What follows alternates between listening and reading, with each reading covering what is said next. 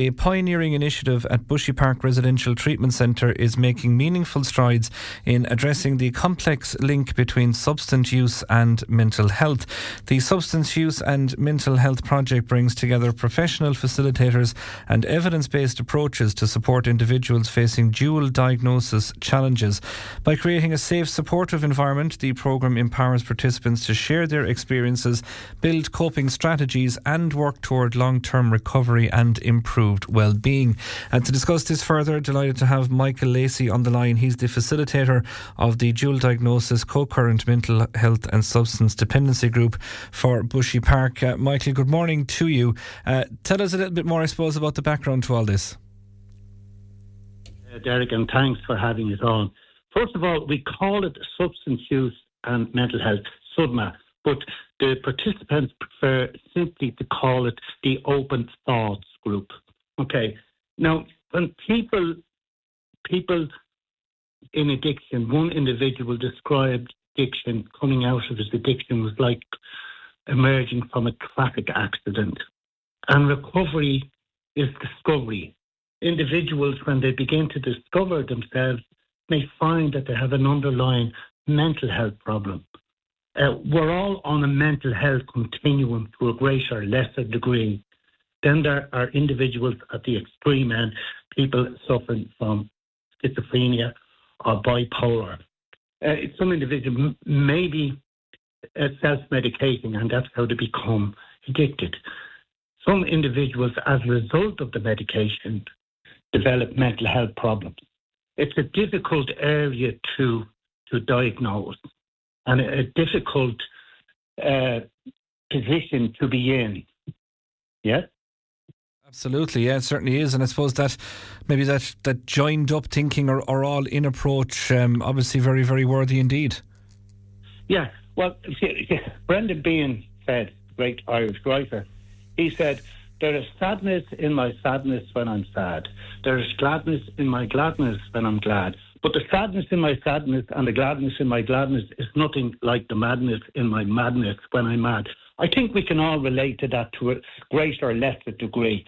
You know, now, Professor Kelly at Trinity College, the psychiatrist, he says in his book, In Search for Madness, he didn't really find it. You know, there are people with various diagnoses, and really all different types of diagnosis, individuals diagnosed with schizophrenia or bipolar, they're all uniquely different. They know very little about really mental health, according to him. Is that all we know is that the medication for schizophrenia is effective. They don't know how or they don't know why. Our group, we bring the group together. We create a kind of a warm, empathic environment where individuals discuss their various issues, be they mental health or addiction. And we find that individuals with people who are diagnosed with schizophrenia have great identification with others in the group who have diagnosed in the same category. They're able to discuss the side effects of the medication, how they cope, how they developed. People with bipolar also, discuss how they cope, how their families cope. And then people on the mental health continuum, i.e. panic attacks, anxiety, social phobia, how they're coping. And we use poetry, we use songs, we have a sing song, we tell jokes, and we discuss what is psychology, what is psychiatry. For example, psychology, as the classical Greek word for mind is psychic, which is also the Greek for butterfly. So psychologist is knowledge of the mind. Psychology is knowledge. So psychology is knowledge of the mind. Psychiatry, iatro is healer. So a psychiatrist is a healer of the mind. So we simplify it, and well, the big question is, what is the mind? Deepak Chopra said, it's the measure of mental health, the ability to live in a dysfunctional society, which we all agree we do. So generally, that's what that's how we work. Am I making sense to you, Derrick, here? Yeah, absolutely. And I suppose I was just jotting down a couple of notes there as you were speaking about, and I think just a couple of words came to mind, and I was just wondering, is it a case of that there's comfort in community?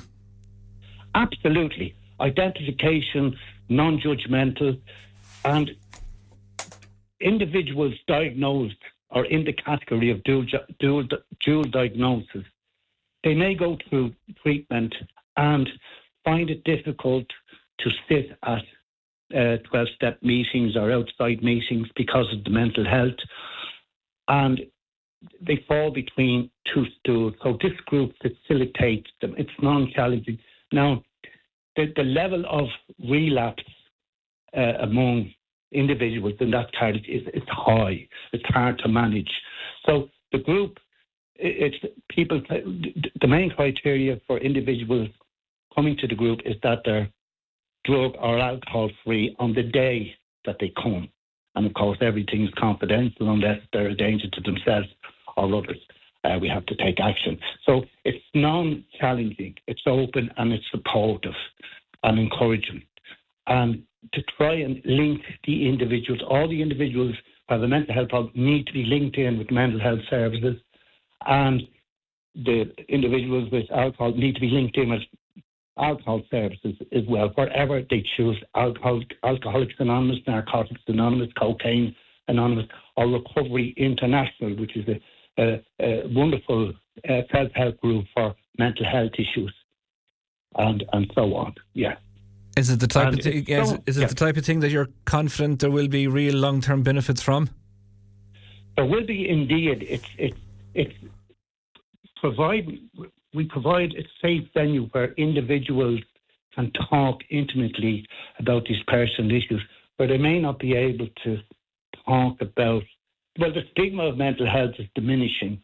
Where at one time in the past, people at 12-step programs wouldn't necessarily talk about their mental health problems, and so there is, and we help people refer them on into long-term programs to Bushy Park, Coolmine, Coonwilla, link in with the mental health services where possible, and try to, if an individual like with a major mental health problem like schizophrenia or bipolar, if they adhere to their medication and so on, they flourish. Sometimes if the medication is not working, they're languishing, and we try to encourage them to link back in with the service.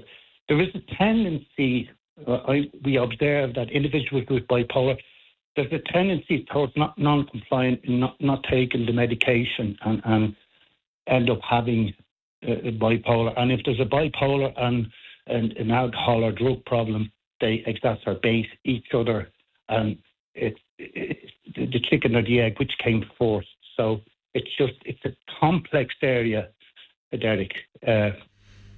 So we're very positive about the group, and the vulnerability of the individuals and their fragile individuals, creative as well. I'd like to think, yeah. Fantastic stuff. Well, we wish you continued success with it, and hopefully, as you say, real long-term benefits for those that engage with it, Michael. And thanks for joining us to have a chat this morning. And thank you for having us on, Derrick. Bye-bye. That is Michael Lacey there. He's the facilitator of the dual diagnosis co-current mental health and substance dependency group for Bushy Park.